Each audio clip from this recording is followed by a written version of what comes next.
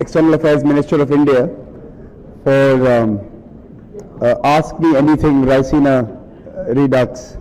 So can I request the External Affairs Minister to join us on stage?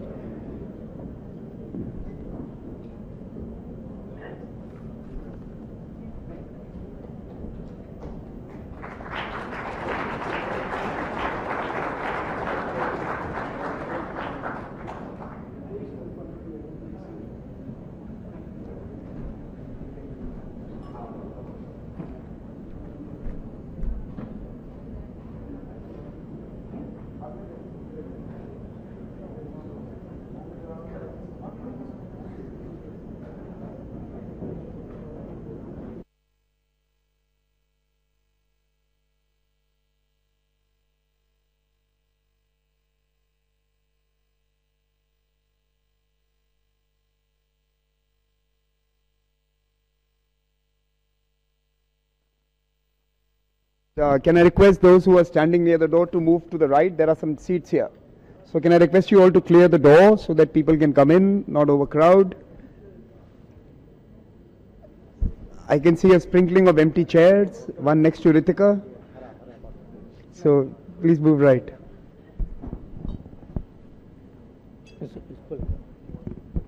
Thank you.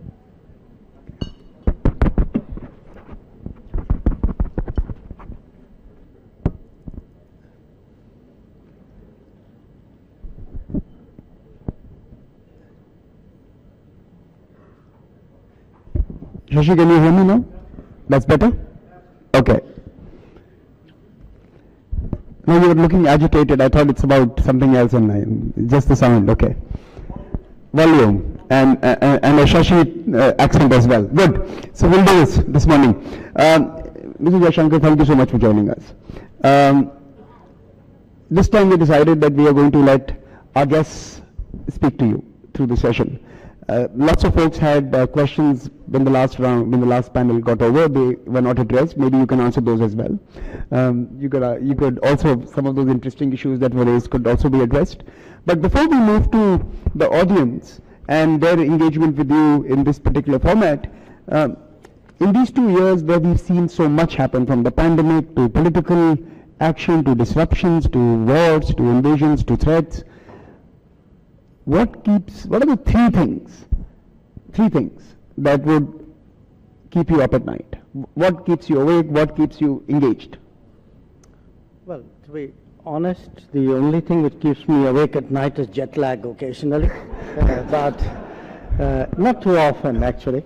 But if I were to think of 3 things, I think one, the shocks that the international order has been experiencing, because if you were to look at the last 3 decades, globalization, spread of technology, these were even the rebalancing, the prosperity, the high growth rates in Asia particularly, these were the dominant trends. And in particularly the last 2 years, since we've had the last physical meeting of the Raisina Dialogue, we've really had some big shocks. You know, COVID was a shock, Afghanistan was a shock, Ukraine is a shock. In a sense, the sharper friction between big powers, between the West and Russia, between the United States and China, these two have added to it. So I think I won't say it keeps me awake at night, but certainly it's something which anybody doing foreign policy needs to spend a lot of time trying to get the world right. The second point I would make is, if you are trying to get the world right, you obviously need operational metrics to respond to the world which is changing. So how do you keep, how do you develop that? How do you update that? How do you course correct? And in our case, we have, especially since 2014, 2015, roughly the same time as Raisina actually has come into being, we've had a much greater clarity about how we engage the world. We've done it in a sense in concentric circles. There's a neighborhood first. There are these extended neighborhoods in Southeast Asia and the Gulf, in Central Asia. There's a very conscious policy of engaging all the major powers simultaneously in a world, in a policy which Shashi claims credit for, called multi-alignment. We still haven't quite agreed what the word should be. I would say also, how do you develop a larger global footprint? But to do all of that, the third issue is how do you develop the capabilities? I think Jay Panda before referred to Atmanirbhar Bharat, a more self-reliant India. Self-reliant not just in capabilities, but self-reliant in mindset, and self-reliant in terms of shouldering greater responsibilities. But again, you need a narrative that would accompany that, a narrative in a sense of a new India. So therefore, to me, getting the world right, issue number one. Developing the operational strategy to deal with that world, issue number two. And then developing the capabilities and the narratives to deal with that. That would be my three big ones. So, Dr. Jaishankar has agreed we will turn to the audience straight. Sure. And I think we have esteemed guests with us today, and I'm going to first invite the Minister of Foreign Affairs, Norway, Minister Hudfield, to pose the first question to you. My colleagues will get you the mic. So thank you. The nature of the Raisina Dialogue is that it is hosted by the world's largest democracy. Russia's aggression towards Ukraine is an example of an authoritarian state attacking a democracy. Indeed, many would say that Russia attacked Ukraine precisely because it's a democracy. How does India, as the world's largest democracy, see its role in defending free societies globally? Well, I think in a sense some of that was debated in the earlier panel. I think where the conflict in Ukraine is concerned, we have a fairly clear position that has been articulated, a position which emphasizes the urgent cessation of fighting, which urges a return to diplomacy and dialogue, which stresses the need to respect sovereignty and territorial integrity of states. But since you raised it as a larger issue, I do think this is an issue of concern not just for India, because the fact is that there are different countries who in a sense evolve a combination of values, interests, history, experience, culture to approach conflicts and specific situations. I mean, you spoke about Ukraine. I could also, I remember less than a year ago what happened in Afghanistan, where an entire civil society was thrown under the bus by the world. Or we in Asia face our own sets of challenges which often, I would say, impact on the rules-based order. So, I would say, quite honestly, all of us would like to find the right balance of our beliefs, of our interests, of our experience, and that's really what we're all trying to do. And it looks different from different parts of the world. The priorities are different. That's quite natural. But as I said, at the moment, these shocks are really for all of us to be concerned about, because each of these events, Afghanistan, COVID, Ukraine, big power rivalry, have global consequences, and consequences for the everyday person. So let me turn to the Minister of Foreign Affairs from Luxembourg, Minister Asselborn. and invite him into this conversation. Can I get a mic? The mic there, right behind you. Yeah. Thank you. Dear Minister, you are a diplomat, and you became sort of a very big country. I am not diplomat, and I am till... but you are the senior most, almost of my colleagues. Since 2004, I am Foreign Minister of a very small country, member of the European Union. So my question is, dear colleague, we know that a few weeks ago, Sergei Lavrov, who was appointed in 2004, same year as myself, he was here in Delhi. Can you tell us a little bit the justification of what Russia is doing in Ukraine? We heard in Europe always a denazification and then also to prevent the genocide of Russians in Ukraine. So really the justification of such a military intervention after the 24th of February this year, how does he explain it to you? He is a diplomat. He was represented Russia, even the Soviet Union before, in New York. He is minister since 17, 18 years. And I think everything that Russia is doing in Ukraine is really against international law and also the Charter of the UN. Thank you. Well, look, if you want to know the justification of Russia, that's for Sergei Lavrov to do. I'm prepared to justify what India's views are on Ukraine or any other matter. And in terms of what justification he has offered, I think he's engaged many of you in Europe probably more on this subject than he's engaged us. So I don't think I have anything particularly new to contribute to that. But again, you know, look, I do want, I recognize today that the conflict in Ukraine is the dominant issue, if not among the dominant issues of the day. And it's a dominant issue not just in terms of principles and values alone, also in terms of the practical consequences of it, the knock-on effects.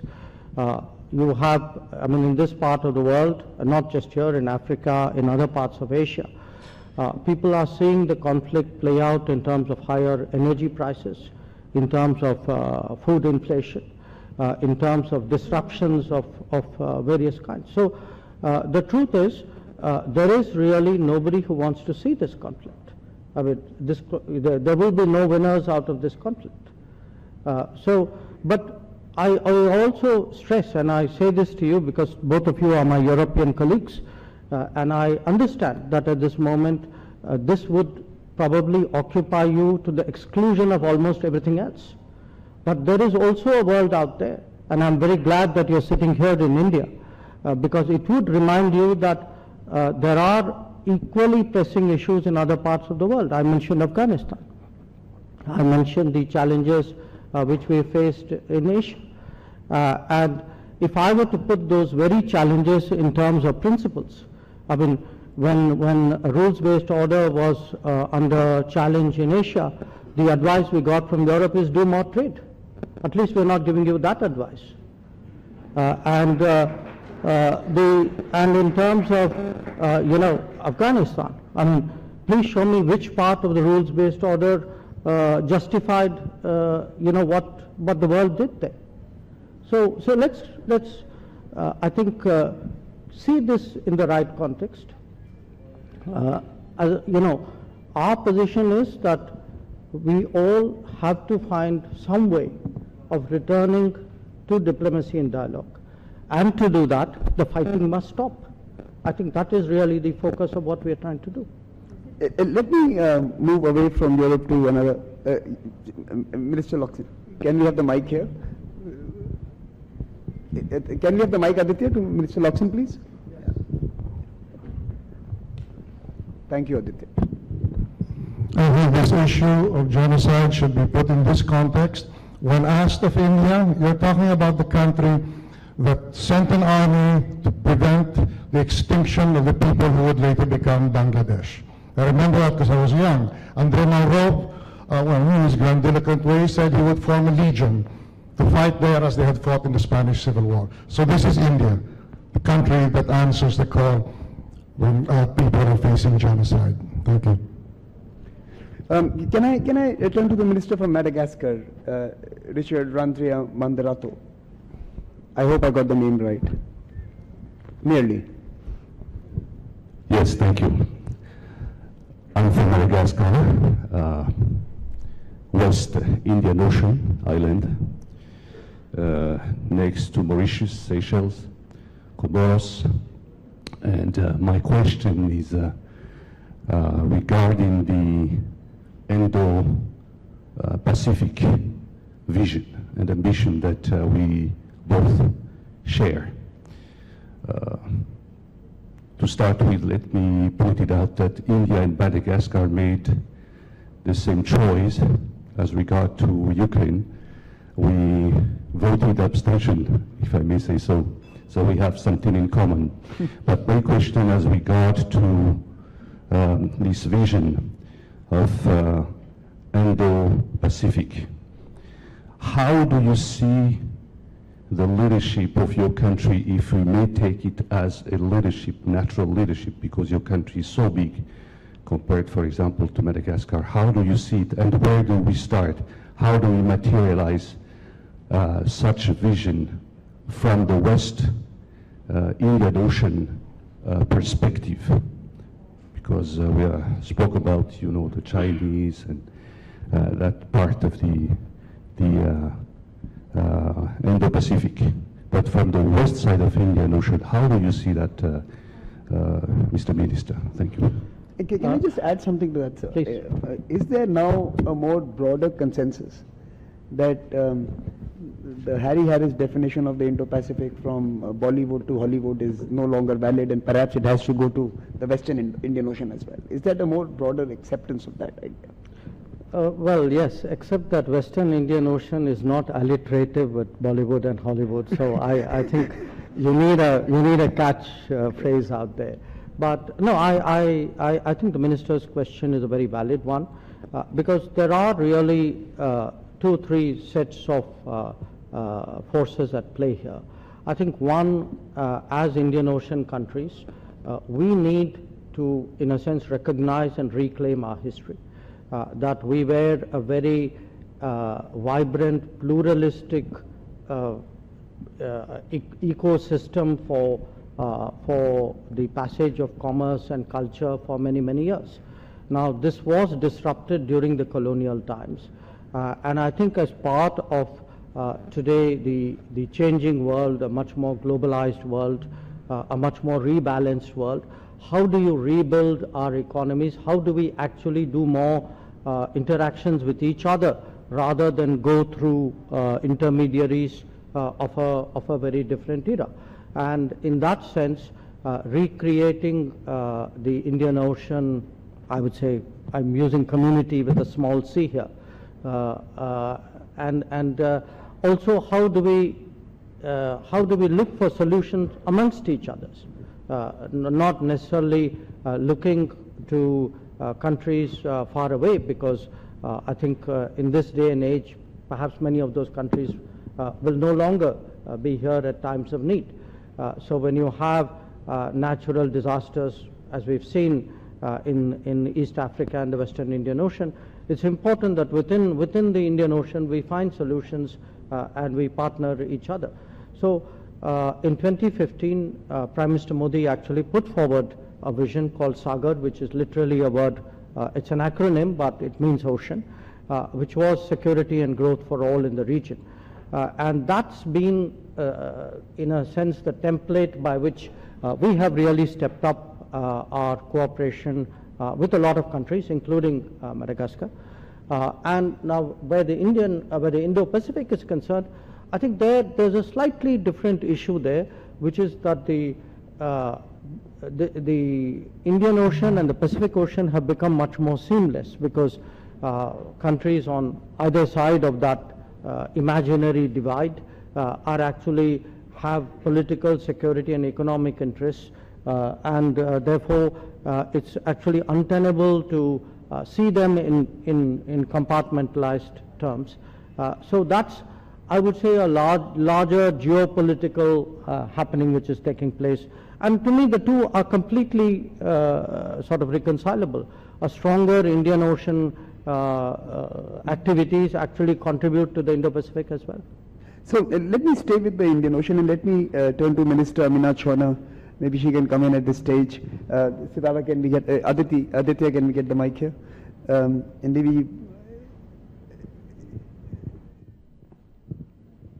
Thank you, Samir. It's good to be here. I was here years ago as a Raisina young fellow. And Minister, I am representing the Maldives, and I'm the Environment Minister as well. And climate change is an existential threat for us. I do believe the commitment made by India in COP26 is by far one of the most ambitious mitigation targets we heard. And I also understand how complicated energy transition is for India, particularly because we still have millions without access to power, and development is a necessity for India and for South Asia as well. But climate change, as I said, is an existential threat. I don't think it's just for small island nations like the Maldives, but even for India. We have the highest mountains in South Asia. We also have small island states like us, which is one of the lowest countries in the world. We don't have a higher ground. So my question is, as we enter into a world which is complicated by energy, conflict, and issues like this, we also have climate change before us that we can't wait to address these things until countries are comfortable to deal with it. So how do you see climate politics will evolve given the nature, given the urgency of this issue that we have? Thank you. Well, you know, from the Indian perspective, I mean, first of all, I agree with everything you said. And from the Indian perspective, there are two parts to this issue. One is climate action, and I look at it in terms of what we ourselves do, and the other is climate justice. And we need both, which is everybody needs to do the utmost that they can, but also ensure that there's the more vulnerable, the more exposed, the less resourced countries and societies are actually supported in this challenge. Now, we all know the story of climate change, how there have been repeatedly the promises of resources which have been given in COP after COP have not been kept. But at the same time, because others are not keeping the word, doesn't mean you don't do what you can do and will do, and that's the approach which we have taken. From our point of view, if you look between, I would say, it's now 6 years since Paris happened. We are probably among the few G20 economies which have actually kept to our Paris commitments. And we are careful about making commitments. We don't overpromise. We try, but we are sincere about what we promise. So I'm pretty confident that what we have committed to do in COP26, we will do. In terms of the challenges which small island developing states are facing, for us, that comes right on top because they are actually the most vulnerable. Whether it is, many of our initiatives, the International Solar Alliance Initiative, the Coalition for Disaster Resilient Infrastructure Initiative, some of the newer initiatives that we tabled at COP26 are actually aimed at highlighting the predicament of small islands. And again, one has actually expressed in terms of riots or going to the streets. And same thing, In terms of upping its role in trilateral relationships, and you spoke about helping within sub-communities or community with small c. And how can India actually help the Indo-Pacific region, and more specifically the SIDS, and more specifically Mauritius? Thank you. Look, let me actually give you a set of answers. One, let's look at the immediate crisis we are facing, the knock-on effects of the Ukraine conflict. As I said, one impact of that we see in energy prices, but one we see in terms of food shortages and food inflation. And India can make a difference today by stepping in terms of export of agricultural commodities, especially wheat. And that is the case. We are trying to see how we can supply more wheat to meet global shortfalls. There are, of course, some constraints here, which is that what we have in terms of public stocks, there are WTO limits on trading with those stocks. But this is a very unusual situation. So we hope that the WTO would look at it in that manner. But if we can contribute today to alleviate food shortages, whether it's it's government purchases, expanding the markets, helping the World Food Program, I think this is a very big contribution that we can make, and we are prepared to make that. In terms of something longer term, we've always had a history of South-South cooperation. Even when our resources were less, our income levels were lower, we've always tried to do, we tried to share what we could. It's been visible in terms of projects, in terms of training, in terms of education, and in terms of sharing experiences and best practices. Now, that has steadily expanded as we have become bigger. I mean, in the case of Mauritius, there are some very good examples of that development partnership. The metro in Mauritius, the Supreme Court in Mauritius, social housing projects. These are all good examples, and I can pretty much cite that across a very large part of the developing world. I think today, if I were to look in terms of our development projects, I think probably there are about, my rough memory is about 65, 70 countries in the world where we have done development projects, which would actually be close to almost 1,000. So when I said that, to me, self-reliance is not just having more capability at home, it is also bringing that capability to play in terms of larger global requirements and development. Thank you. Let me perhaps now move to the Americas. Let me move to the Americas now. I don't know if the Minister from Argentina would like to ask a question to the Minister. Or maybe I should go to my young fellow Diego, who was formerly a politician in Peru. So maybe because he could bring you, he could take you to a region that we normally don't speak about. Good morning, everyone. My name is Diego. I'm from Peru. Raisina young fellow. Very happy to be here today. That's right. I think that during your intervention, you mentioned a lot about the tension between the West and Russia, your relationship with the neighborhood, South Asia, Central Asia, but nothing about Latin America. So I would like to know more about what is your objective with respect to this region of the world. What role can India play in the region? And also vice versa, what the Latin countries could do more with India and together in the global governance. Thank you. A good example of what we are of the relationship we have with the region, actually, I could think of in terms of the minister who didn't ask the question, my colleague from Argentina, because when I met him, we actually discussed today the doubling of trade which has taken place between India and Argentina.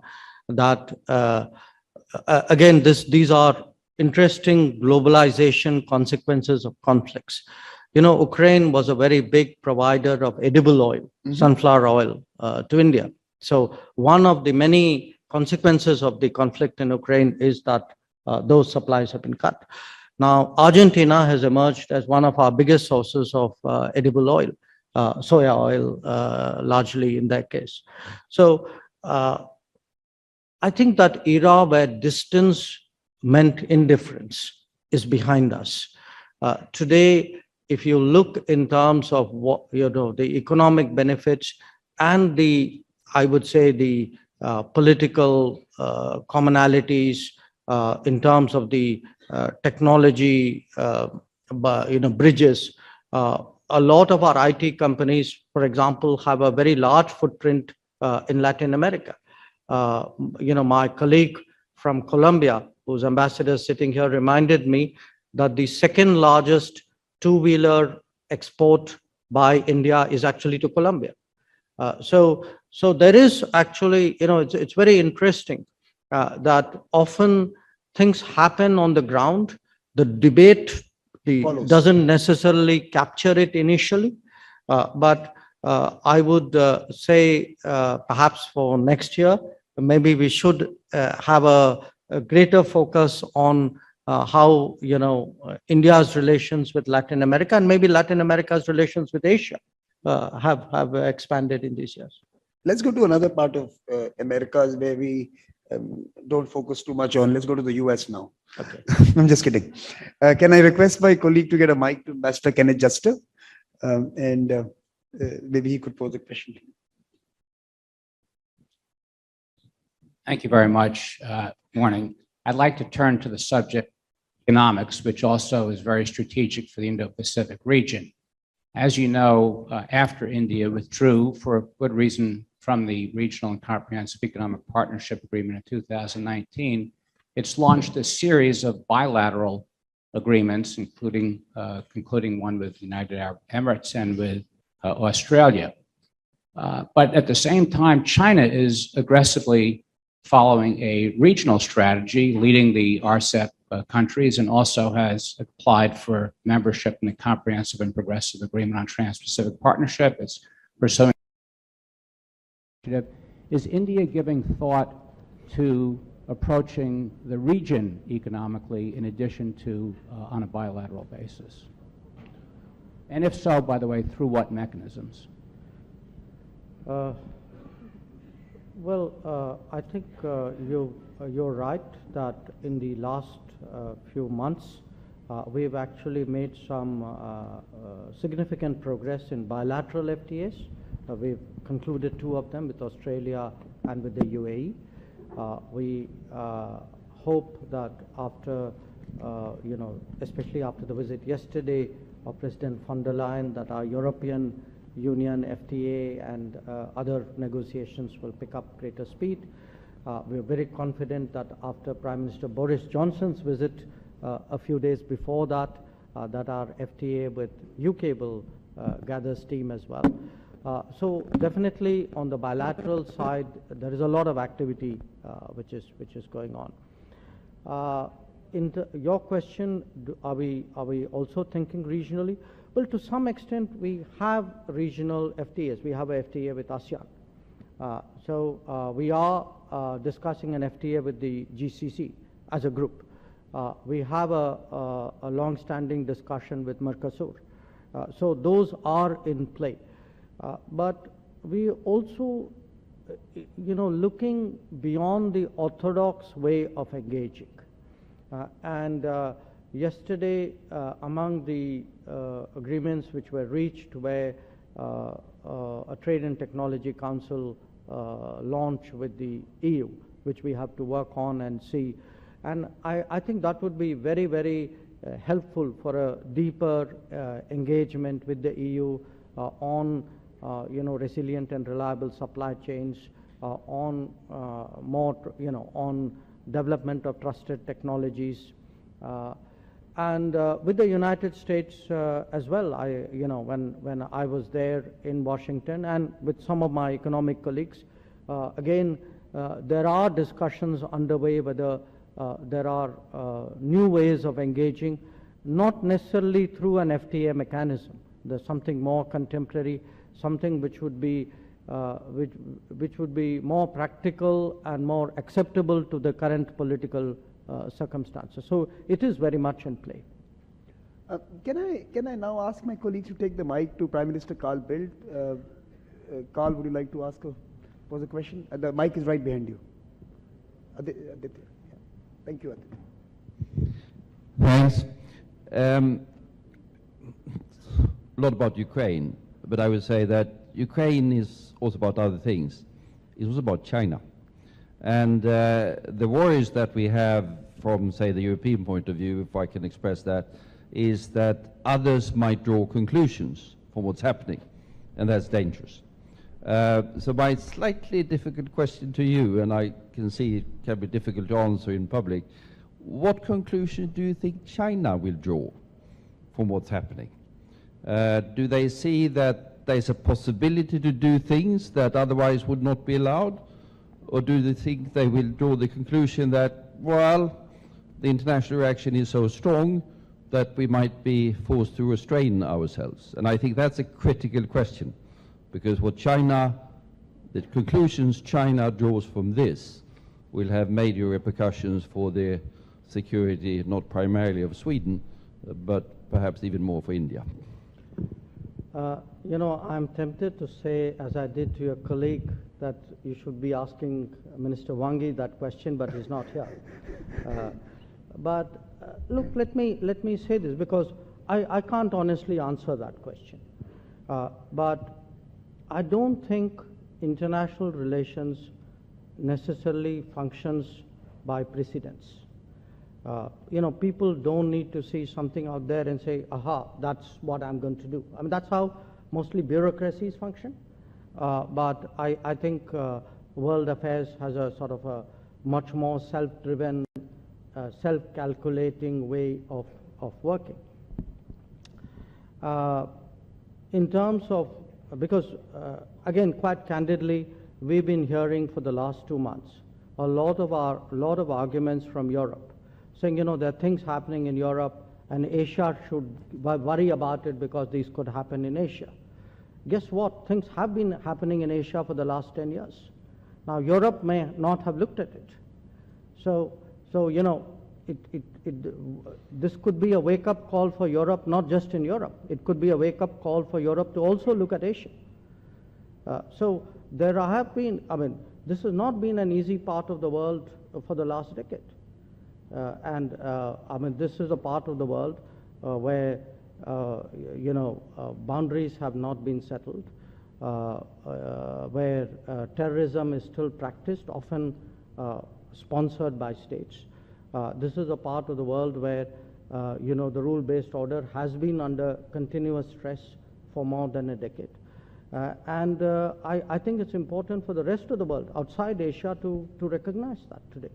It's not the problems are going to happen. The problems have been happening.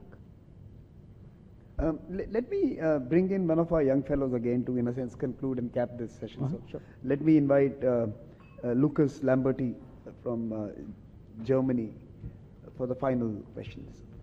Yeah, thank you very much. It's a privilege being here. My name is Lucas Lamberti. I work at Konrad Adenauer Foundation in Berlin, and I'm also a young fellow. So yesterday, EU Commission President Ursula von der Leyen, she mentioned the EU Global Gateway Initiative, and she spoke about it. So I was wondering, in which fields do you see potential for cooperation for India with regard to this initiative, and what do you more general expect from it? The Global Gateway Gateway Project. She mentioned the Global Gateway Project, yes. And let's add some spice to it. Does it have, will it have the same traction as the BRI, for example? Or is it going to end up becoming a complementary support system for the larger projects underway in that particular initiative? So I think the future of the Global Gateway, the future of some of our own initiatives. Well, you know, we discussed that yesterday, and we have been very interested in how the EU is taking forward a Global Gateway. Because on the issue of connectivity, it's very interesting. If you remember, Samir, I think it was our 20 2016 Raisina, where somebody out there, standing out there, asked me a question on the issue of connectivity and the issue of Belt and Road. And we've been very, very clear on the importance of market-based, transparent, consultative connectivity initiatives. It took us a few years to convince the rest of the world to come around to that viewpoint. So today we are very pleased to see, I mean, it could be the Global Gateway, it could be Build Back Better, it could be other initiatives. We ourselves, promote connectivity initiatives in the neighborhood and beyond in a very substantial way. So, we do need today to find ways of working together. I say this, for a large part of the world, there was a earlier conversation on liberalism. But I think if I were to take the most expansive view of what is the democratic space, I think it's important. Within the democratic space, we recognize the diversity of that space, and we find better ways of working together on the big issues of the day. It could have been COVID. I think we missed the bus there a bit. But it certainly is connectivity. It definitely is climate change. Today, India is prepared to step forward in a much more substantive way on the big global issues, including in the multilateral arena. So since you are in such an expansive mood, next year, Raisina, what could be the 2 or 3 big topics that you think would be important at that time? That's it. I mean, I'm being a little... No, I know, you can't resist being provocative, but I think I will resist that answer. Great. Excellent. So please join me in applauding the Foreign Minister for his wonderful interaction.